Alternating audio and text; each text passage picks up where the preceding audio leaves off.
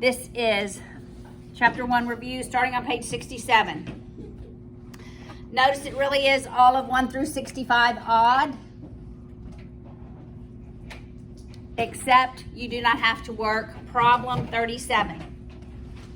All right, so everybody look with me on page 67. We're going to rapid fire these 1 through 9. So this is knowing where the smallest subset this number fits in. The smallest is natural, right? That starts with 1. Whole numbers starts with 0. Integers is all negative and positive. Rational, anything that can be written as a ratio. Irrational can't be written as a ratio. So the smallest subset. All right, so Isabella, square root of 3. Smallest subset. One of those. Your choices are natural, whole, integers, rationals, irrational. Irrational, correct. 3, E. Yes. That would be, What's the value of E? it's a decimal, correct? Correct. So that would be a real? No. All of these are reals. Yeah. That's the biggest, the smallest. So, irrational? It's irrational. 2.718, that is like pi, right? All right, 0, 5. Isaac. It is a whole number. It's a whole number, that's right. 7, Ethan. Square root of 121 is a natural number. It is a natural number. 9, 5, Charlie. That is a whole number? Oh wait, no, integer. Okay, well that's not. It's both of those, but that's not the smallest subset. So far, yes, just not the smallest subset. Rational? That smaller goes to the left.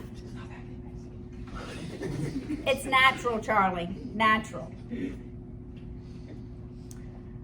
All right, number 11. Which two real numbers are not rational? Yeah, Lucas. Did you say negative? Wait. Not rational. Yeah, so like If they're not rational, they are irrational. irrational. So which two numbers in 1 through 10 are irrational? Oh, 1 through 10? Oh, 1 and 3, right? 1 and 3. Sorry. All right, 13. I almost went to 12. All right. Do these points represent a function, y or y not? All right, Jacob, 13.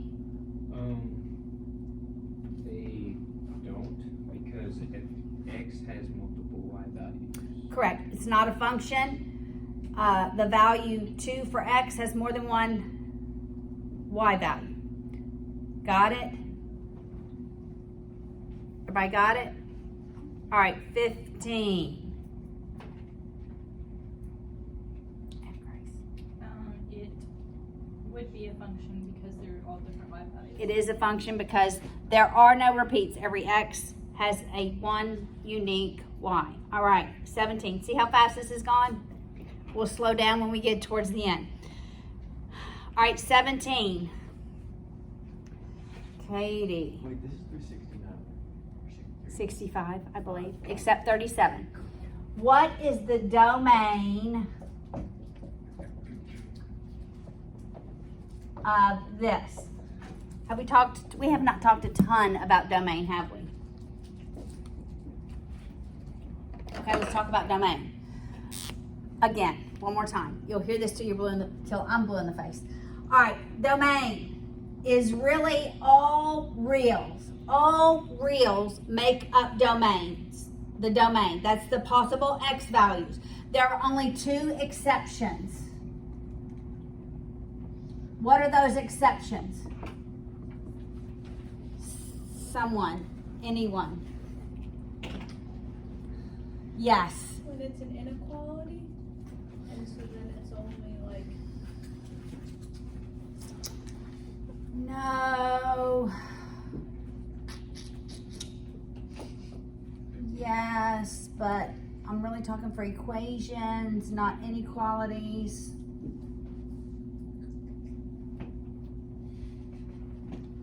Two exceptions. The denominator cannot equal 0. Are you remembering this? And the value under the radical has to be greater than or equal to 0. Okay, I know I've said this before, but I'm going to say it a bunch this semester. Whatever the value is under the radical cannot be negative, because what's the square root of a negative number? It's I. It's complex. All right, so both of these rules apply here, right? So t cannot equal what value? It can, 3, that's correct. So t cannot equal 3 because that makes the denominator equal 0. And we take the value under the radical, which is t minus 2, set it greater than or equal to 0, and then just solve. T has to be greater than or equal to 2. All right, so can we write this in interval notation? Of course, you hadn't learned it at this point in the textbook, but it can equal 2 all the way up to 3, but it cannot equal 3, so then it equals 3 all the way to infinity. Make sense? All right. Domain will be with us the entire year. It will be with you for every math course from here forward. All right, so Katie, number 19. I'll erase this. What is the domain of the function given by g of r?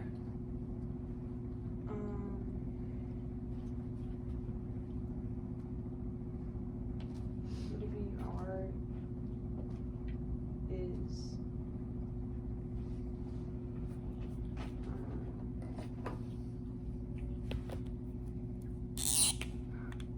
I'm still confused with it, but All right, let's work it together.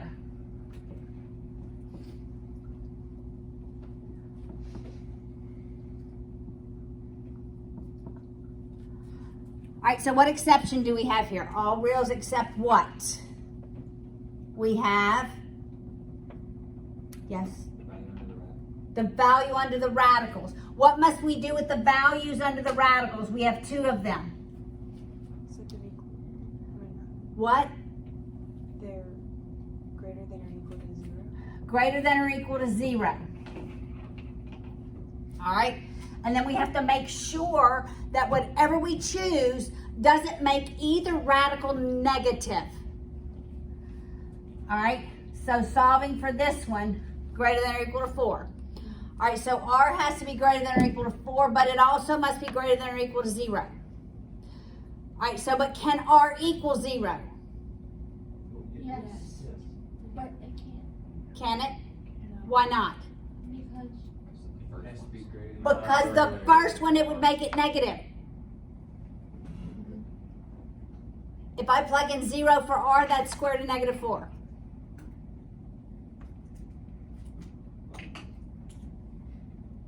Following that? If I just say this is the rule, and I plug in 0, what's this first term?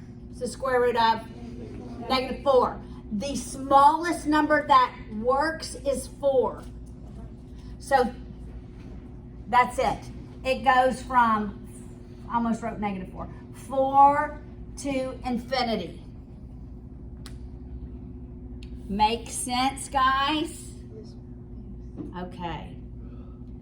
Let's just do 20, just for good measure. Yes. how can it equal 4? Because if it was 4 minus 4, then it would be 0. Okay, it doesn't matter if the result, well, what's the square root of 0? 0. 0. Oh. As long as it's not a negative number. 2 on the end. As well, it doesn't matter if the result of this is a negative number. That just tells me y is negative.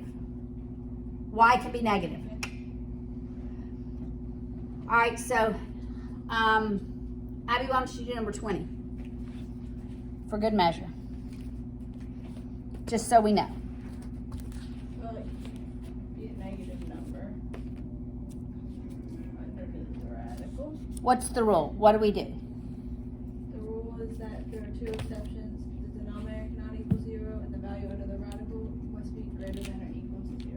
Okay, so write it and solve it. Thomas had one of these problems in calculus the other day, and he got it wrong because it was negative x, and he didn't account for that negative. X must be greater than or equal to 2. Is that correct? Jacob?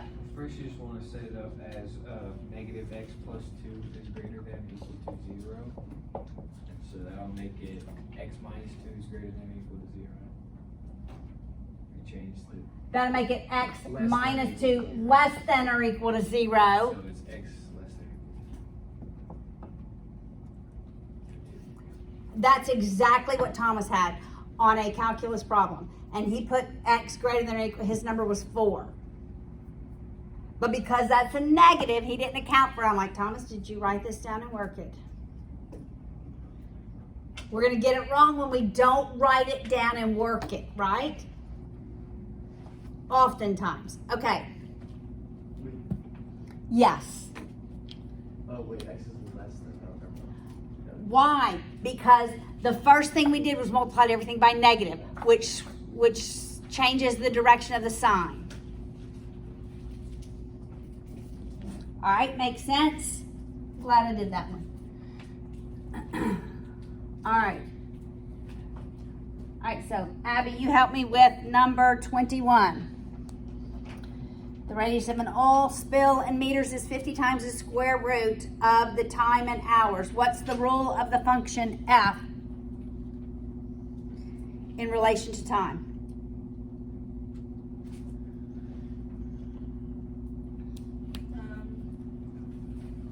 The function of time equals 50 times the square root of time. Yes. All of this is the radius, right? All right, Ethan, write the rule of the function g that gives the area of the spill at time t. Okay. So it would be g of t equals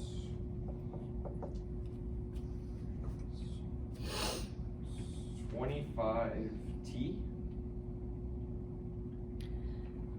Okay, what Oh, is wait, no. what is area?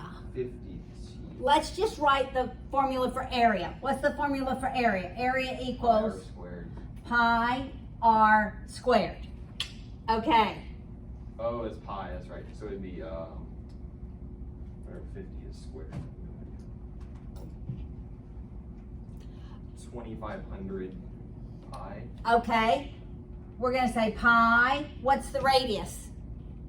50. That's the radius. Oh. Wait. Yeah, so pi. Oh, that's right, yes. Pi 50 square root of t squared. What's 50 squared? 2500t. 2500 t pi. Or pi t, whatever. All right. And then it says for C, what are the radius?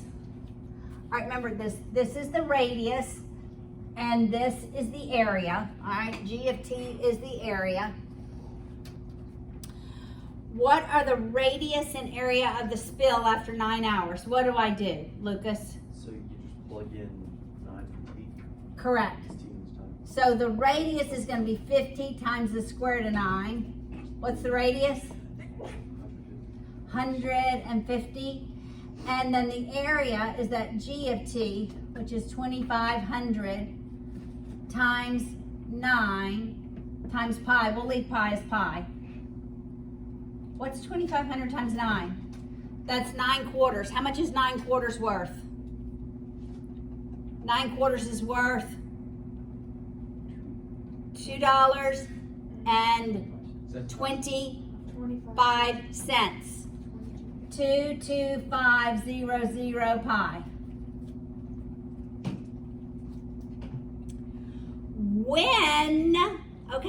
When will the spill, so what is it asking for?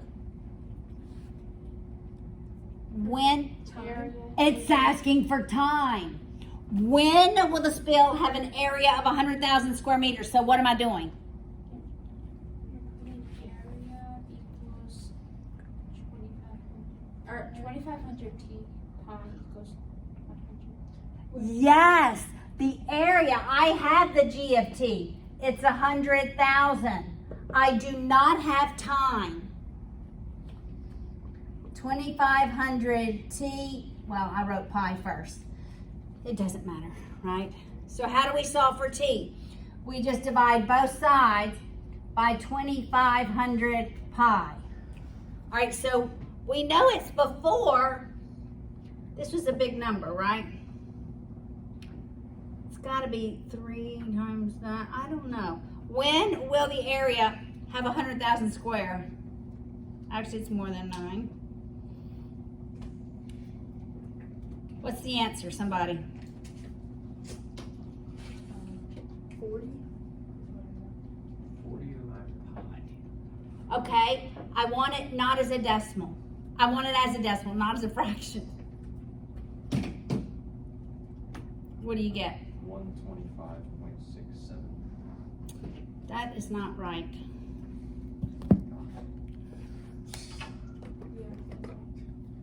If you multiply 40 times 3 and 40 divided. Oh, you're gonna divide it, that's right. Divide it.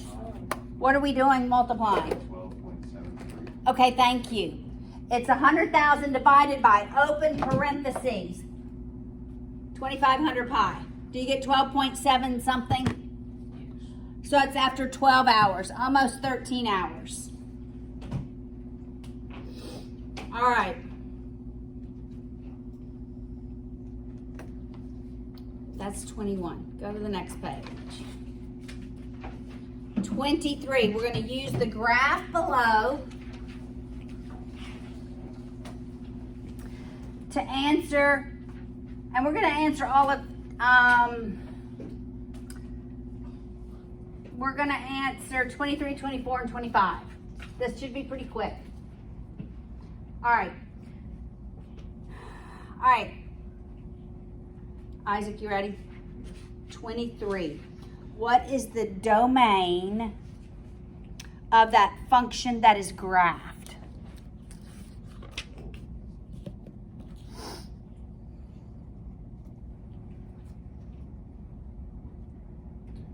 Would it be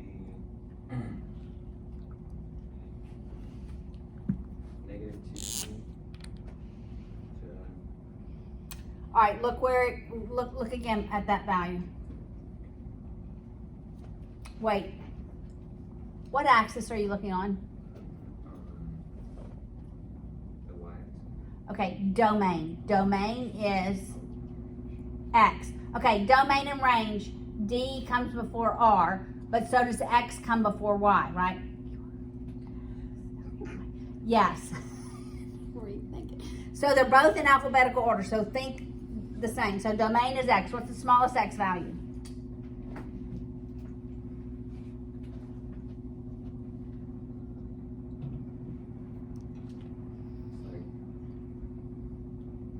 It's right on a whole number. It's on an integer.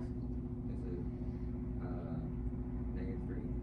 Yes. Can it equal -3? Okay, it can equal -3. What's the largest X value it can be? It's like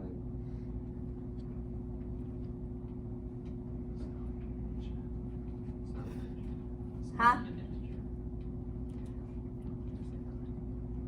Okay, what is it, Laura? Well, there's an arrow, so it goes on continuously, so it's infinity. Infinity.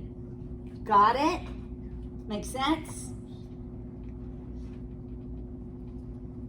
All right, what is the range? All right, Laura, what's the range? The range is, the smallest value it can be is -2. And, oh no, I'm wrong. The smallest value it could be is -3. Can it equal -3? It cannot. Oh, yes, it can. It can equal -3. And the largest is not a whole number, but it's, like, around 4. So 4. So maybe 4, it cannot equal. Okay, if you would have said 3.8, if you'd have chosen it, it doesn't touch where y equals 4, but this would be acceptable. Actually, I think your book says it can equal 4. It does not touch that line. All right, now, are you ready, Isabel? Find all such numbers x such that f of x equals 1. So, is that like when y equals 1 over the x value? Or no?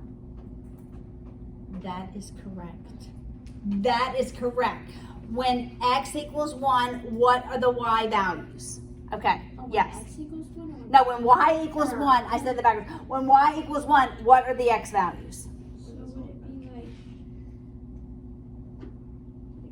4 to 5? Yes, it would definitely be 4 to 5, and it looks like it includes those. Maybe even a little past and a little before. You said f of x, not f of y. It's always f of x. Look at. Yeah, but isn't that? Okay, everybody look. When I write this, what does 1 represent? It represents what value? X or y? Y. This is read as when y, the value of y is 1. What is the x value? What do I plug in here? Well, f of 4 equals 1 all the way through f of 5 equals 1. Is there any other place? Charlie? 1. F of not 0, that's right. F of 0 equals 1. So it's that range and it is 0. X equals 0. All right, let's go down to 27. Charlie, you answer that one. What's the domain of that function that is graphed? -4 to 5. Correct. Can it equal those values? Yes. All right, so what kind of brackets would I use? Not the. The brackets. Let's call that that's closed interval. And that's open interval. But I often call that a bracket versus a parentheses. So they're both the brackets. And it was -4 to +5. Lucas, we're going to answer 28, 29, and 30. What's f of -3? That'd be 1. 1. And it was asking, when x is -3, what's the value of y? And it's 1. All right, Jacob, f of 2 + 2. Which would be 4, I guess. Yes. I don't know why they did that. 3. Yes. And Grace, what's f of -1 + f of 1? Anna Grace. Grace Ann. I know. Y'all know I teach y'all know I have taught an Anna Grace. I have also taught a Grace. Y'all know Grace. Rose's sister. Oh. I know an Anna. Yes. All right. So what is f of negative 1 plus f of 1?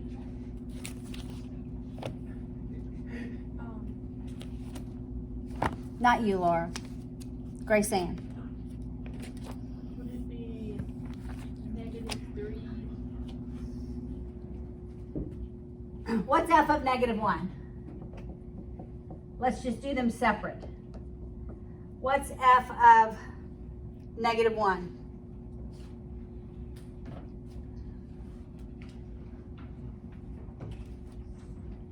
I kind of forgot how to do this. Okay? It's on your graph. The question it's asking is, when the value of x is negative 1, what's the y value?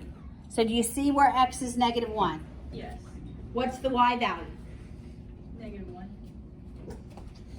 When x is negative 1, right here, what's the y value? Oh, 0. 0. That's right. 0. All right. Now, when x is 1, what's the y value?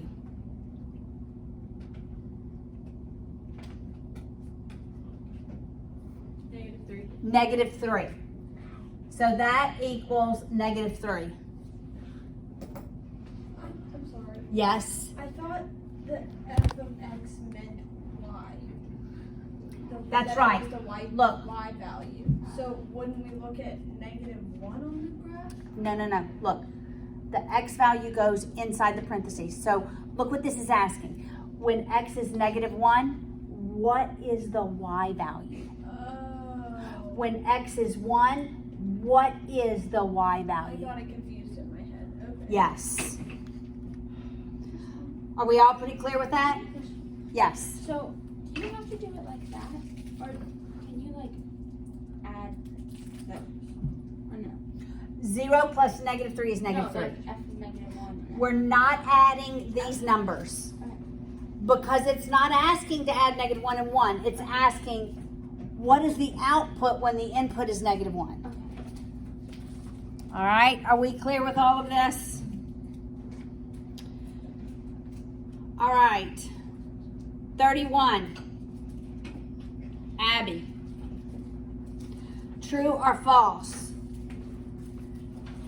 2 times f of 2, does that equal f of 4? So 2 times f of 2, does that equal f of 4? Abby, what's f of 2? 2. When x is 2, what is y? When x is 2, y is -1. All right, you see that? Does that, what's f of 4?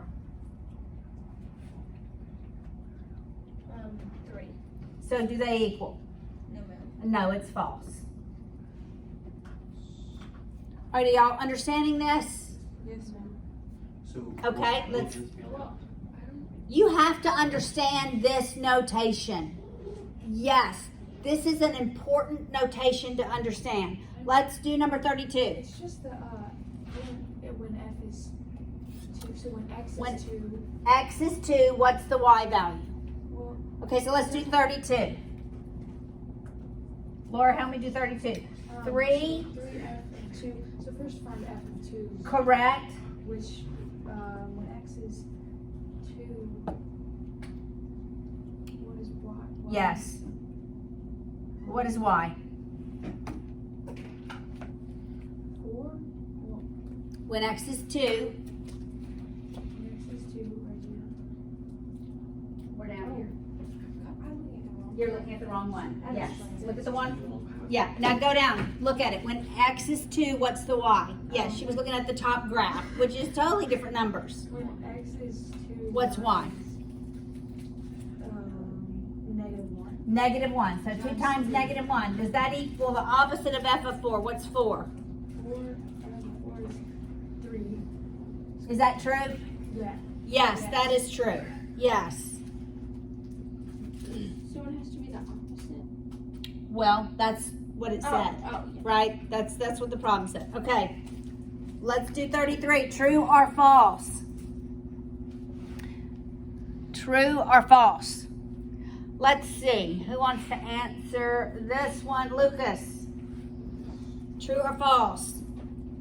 F of x equals 3 for exactly one number x. Is that true or is that false? For exactly the number x, so this means one variable or one. Is there only one x where f of that x equals 3?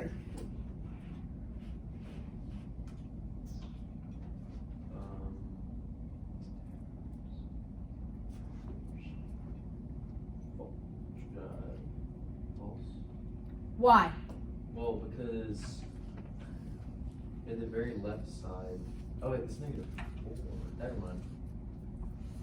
Well, actually no, because don't you round up? Like that seems closer to negative. I mean to positive 3 to me. Okay, look, f of 4 equals 3. Is there any other x value that equals 3? Any other one? Somebody give me, Negative. I don't think negative It's 4. It's very close to it. It's very close. What do you think, Ethan? 4.7. Maybe 4.7.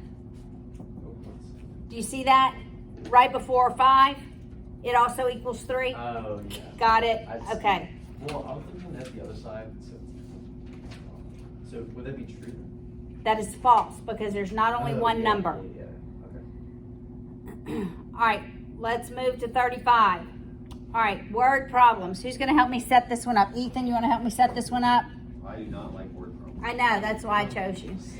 I'm just kidding. Oh.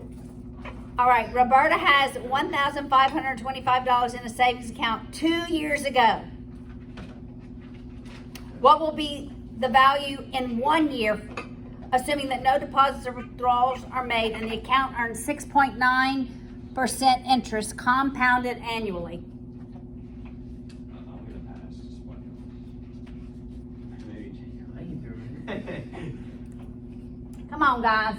I think compounded annually. So can I try? Yes, Lucas, I'd love for you to try. So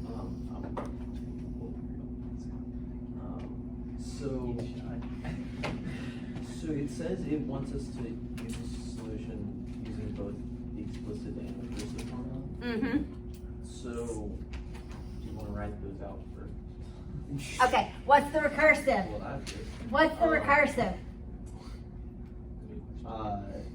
Would it be un equals un minus 1 plus the difference of d times d? Yes, but, Is the difference? right, is it arithmetic? Are we adding every year? No, you're not. We're multiplying because it's a rate. So it's g. It's a rate. It's explicit? Well, no, because No, you want no, to use. sorry. Yeah. Times the ratio raised to, In mind. Wait, that's the. actually it's just times the Yeah, ratio. yeah, For recursive. Yeah. Okay, for explicit, It's un equals u1 r to the in minus 1. yeah.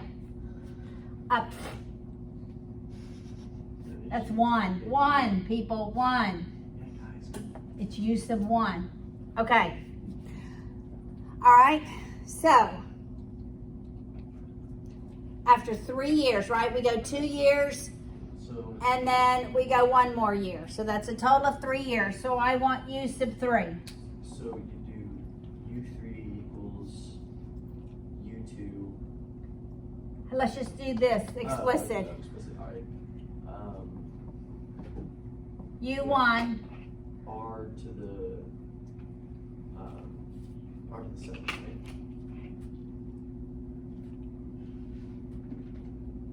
And R would be but it wants to know at the end, really wants to know at the end of 4 years, at the end of 3 years, which is at the beginning of 4. So this is really interesting. I really want us to remember the amount over time equals the principal amount times Oh, PRT. 1 plus the rate. PERT is when it's E, raised to the time. Yeah, you forgot that. Okay, so the amount after 3 years is the 1525 times 1. What's the rate? Wait, but isn't that just the same as? It's very similar, but we want to raise it to 3 years, not 2, not n minus 1. So really you want to know at the end of 3 years. So we're going through 3 whole years. So what would you call that? Well, it really is,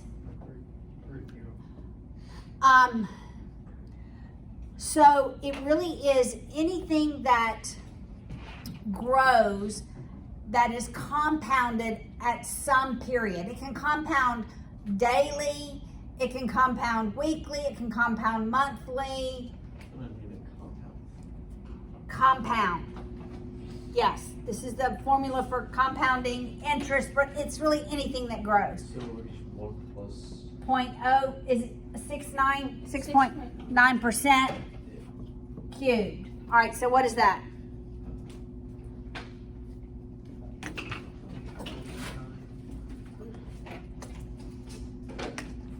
But wait, but there's no one to solve it recursively and explicitly. This really is the explicit. But instead of wanting u sub 3, which would be at the beginning of the year, you want the beginning of the 4th year. Because it's interest, you have to make sure you're calculating 3 years worth of interest. What is it, Lucas? I got $1,862.96. Correct. We're not doing 37, we're skipping it. Wait, but do we have to solve this? Oh wait, no. You could solve it recursively. We're not going to. All right. Okay. I think I would like to start working backwards. I know this takes you out of order, Well, I just do it. but we're going through 65, right?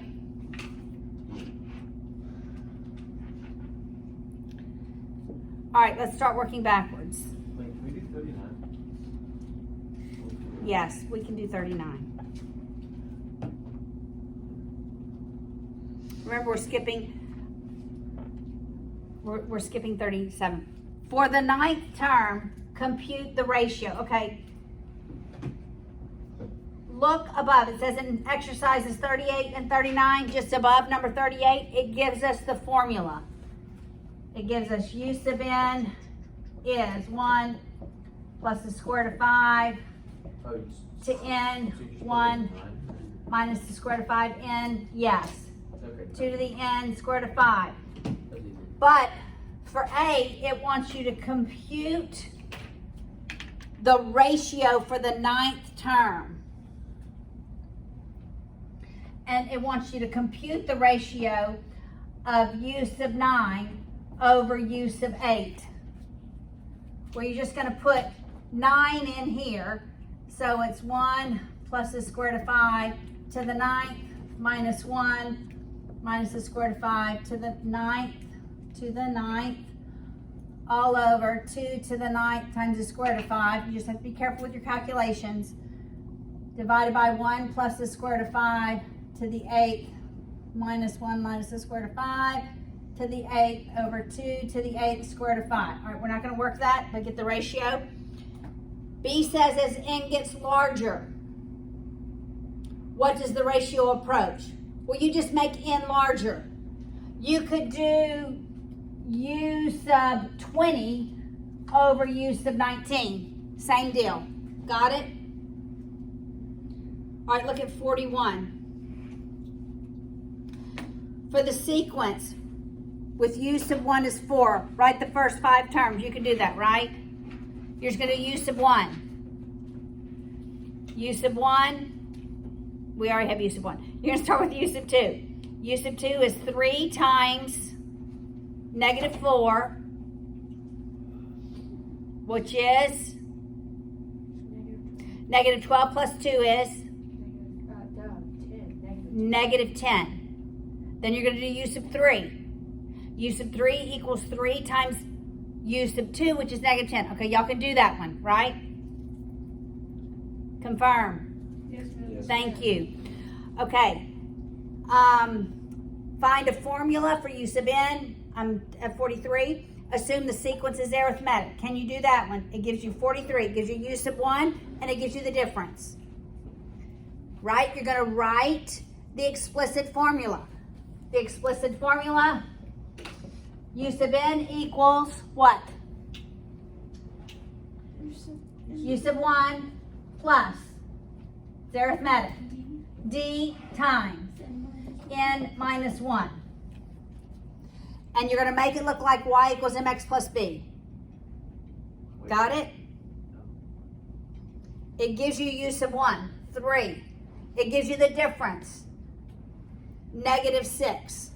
You're going to distribute the negative 6 and simplify it. And it's going to look like y equals mx plus b. How am I going to do number 45? It gives me u sub 1. It gives me u sub 3. How am I going to get this formula? Someone help me. For number 45. Oh, Yes? you Go did ahead. 7 minus 1 over 3 7 minus 5. 7 minus negative 5 over 3 minus 1 is going to be my difference. I have my u sub 1. I plug it in, simplify, and I've got the equation. Have I got that one? I know we're running through these, but I want to get to the next lesson. 47, find the 12th partial sum of the arithmetic sequence. It gives me u sub 1 and u sub 12. It's an arithmetic sequence. Wait, are you at 47? 47. Can I come up with the explicit formula? Given u sub 1 and u sub 12. Okay, what do I do? How do I come up with the difference? The difference equals what for number 47? 16. 16 Minus negative 3. minus negative 3. Over 12 minus 1. Look at number 47. My bad, sorry. Got it? So I can come up with my u sub n. I have u sub 1, I have the difference. I can do the sum in my calculators. From k equals 1 to 12, the formula goes here. Got it? All right, number 49. Whatever you come up with the formula, you have u sub 1, you have d. We're just walking through these, guys. Number 49. It gives you the years and the rate. It says sketch a scatter plot and a line graph for the data, letting x equal 0 correspond to 1990. Can you sketch a scatter plot? What are going to be your coordinate points? 0, Probably 0, 1, 2, 4, 5, 6, 7. 0, comma, what? What's going to be my y coordinate? Oh. 5. 5.6. 1, comma, 6.8. 2, comma, and so forth, right? Okay, 51.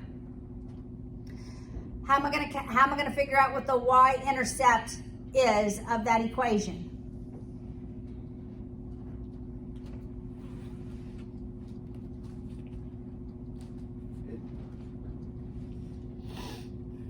Okay, I really need you people to think like, yes. It's plus 3 over 5. It's not in y equals mx plus b format, is it? Yes, Lucas. Would you multiply all whole terms by 5? Wait, no, that doesn't, no. Yes. We just grab Oh, it. yes. Nope, can't just graph it. Yes or no? Well, you could, but don't. I want you to use your brain. How do we figure out what the y-intercept is? Yes? You gotta simplify it first. Like, put You it- don't even have to simplify it first. When does any graph cross the y-axis? When x equals 0. Plug in 0 for x.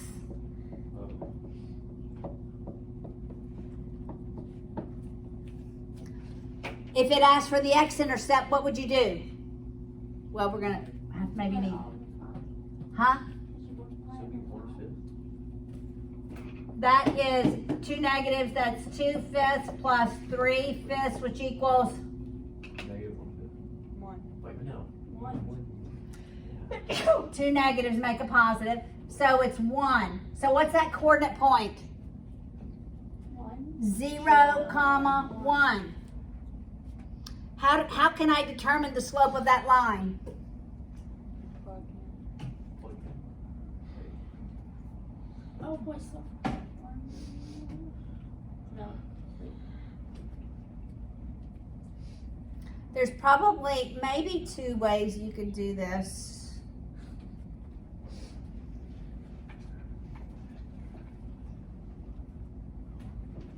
I did it another way, but I want y'all to think.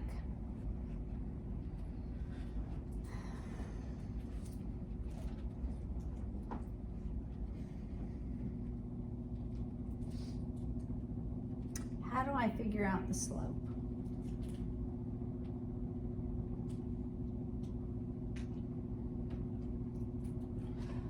Okay, I'm actually going to do this another way.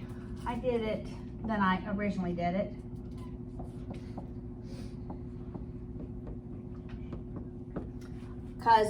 Okay, here's what I did. I'll tell you. I made y 0 and found my x-intercept so that I had 2 points. And then I just calculated the slope. I'm going to do this different. I want everybody to watch me. All right, I'm going to break this into 2 fractions. Okay? We've combined these terms over the same common denominator. So y equals x minus x over 5 plus 2/5 plus 3/5, right? That negative goes to both of those. You see how I wrote that as 2 fractions?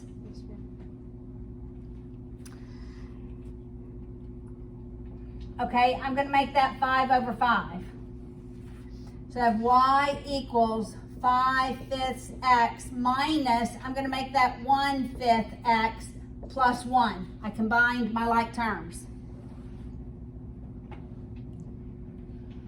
Now I'll combine my y values. 4/5 x plus 1. My y-intercept is correct. So what's the slope? 4/5. All right? Yes. Yes. All right, 53. Can you find the equation of a line through that point and slope? What are you going to use? The point slope form, which is y minus y sub 1 equals the slope times x minus x sub 1. 55, you can find the y-intercept. What are you going to do for number 55a? No, you're going to find the y-intercept. How? Lucas? That should be y equals what it's supposed to be. No. Well, you can, but come on, people, we just did it. Plug in 0 for x. Plug in 0 for x. Come on, be thinking. Plug in 0 for x. Then once you find the y-intercept, you're going to use that y-intercept for b and find the equation of a line through 1, 3. So we need the slope, right? We don't have the slope for b. So you would, for b, you would do 3, that's y. Y equals mx plus b. We've solved for b, whatever b is. We need the slope, 1, plus whatever b we solve for, right? We have b from a, and then you're going to solve for the slope. All right, 57. Find the equation of a line that passes through -4, 5 and is parallel to a line that passes through those other 2 points. Tell me what you're going to do for 57.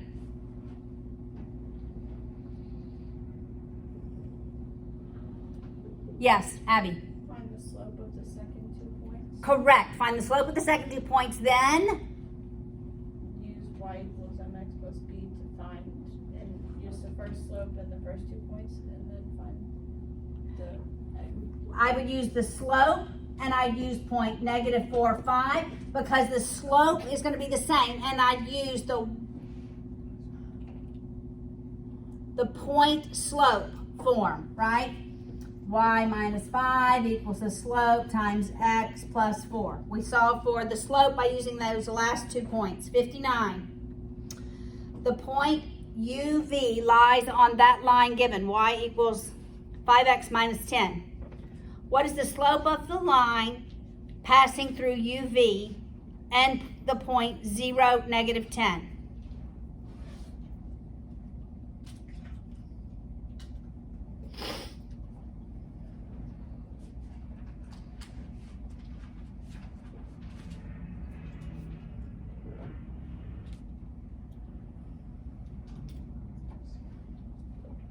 What's the slope? How you gonna figure that out? Yes. Okay, change of y over change of x. Yes. What are you thinking, Ethan? Oh, well, I was just thinking, you already have the slope and you have a point, so you can just use the point slope. I don't know if that would work. Wait. No, we're looking for the slope of the line through UV. So It it's says gonna be UV a lies problem. on that line. So you could pick any Oh, point. okay. We could pick 1, when x is 1, what's y? For that line. When x is 1, what is y? Negative 5. So you can use 1, negative 5, and 0, negative 10, and do the slope formula. All right? 61. Look at this graph, real quick. The graph of the line 2x minus 8 equals 3x has y-intercept of 4. Is that true? Yes. Y-intercept. Yeah. Wait, where's the 4? Oh, yeah. Of that graph, 2y minus 8 equals 3x. Oh, it's not talking about the little. It's not talking about the graph. Oh, my bad. Sorry, that was like. Determine whether that graph, if yeah. you graphed it, has a y-intercept of 4. Does it, Jacob? Yes, it does. It does. How do you know that? Because whenever you're doing it, you're gonna move x to the other side, or 8 to negative 8 to So the you're other going to side, add 8 to the other side. and you're gonna divide by 2. Divide by 2, so it is 4. Yes. Yes, Jacob. 2 more.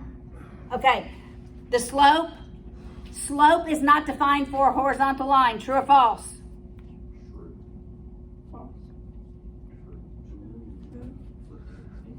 That's a horizontal line.